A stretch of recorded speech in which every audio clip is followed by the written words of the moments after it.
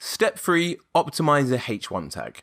So the H1 tag is the third king, and the HTML format for a H1 tag is exactly the same as title, but instead of having the word title between the brackets, you'd have the word H1. Following suit of the last video using my SEO consultant page, well, this would be the H1 tag on my SEO consultant page. It's the text right at the top of the page. What's really important to note is that some themes actually convert your title tag into a H1 tag as well, meaning you have one title tag which also acts as your H1 tag. If that is the case for your specific theme, then don't worry about it, as lots of themes have seemed to be doing this recently and they still rank absolutely fine. However, if your theme does not do this, then you definitely want to go ahead and add an H1 tag, as you can target more keywords. So what are the best practices when it comes to optimizing the H1 tag? Well, again, you want to use your keyword as guidance, as you should be doing with all of these three kings, to be fair. But your H1 tag should be different to the title tag. Again, if your title tag automatically converts into a H1 tag, then that isn't possible for you. But again, don't worry about it. It's not the end of the world. The second thing to note is that it can be similar to your title tag, but try to mix up the words and include different variations of the same word. And you can also target secondary keywords in there as well. The third thing to note when it comes to the H1 tag is there should only be one H1 tag per page. Again, I've lost count of how many websites I come across that have multiple H1 tags. Your H1 tag is the main heading of your page.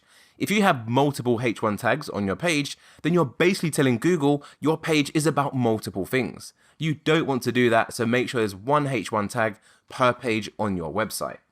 So taking this into consideration, if our title tag was as followed, Best Table Saws 2022, the ultimate guide for all budgets, I would write an H1 tag along the lines of the best job site table saws reviewed, suitable for all budgets. So I've broken up my main keyword at the start and I've included a different keyword variation, which is going to be best job site table saws, which I've got in right here, best job site table saws.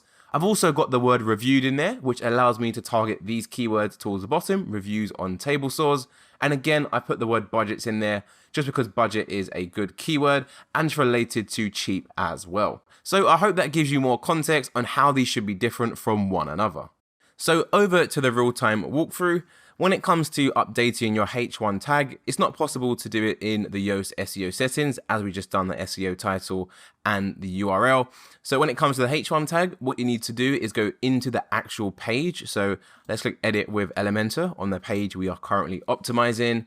And if you're also using Elementor, then 9 times out of 10, the text you see right up here, which Elementor actually call a title, it's not a title, it's actually a H1 tag. So if you are using Elementor as your page builder, then this is the part you're going to need to edit. So to edit that, you need to go into settings and then go to settings again, make sure you're on the general settings tab, and you see it says title, but no, it's not your title tag. This is actually your field for the H1 tag. So go in and enter in your optimized H1 tag, following the practices we just ran through. So I'll go back to my slides and I'll copy my H1 tag like so.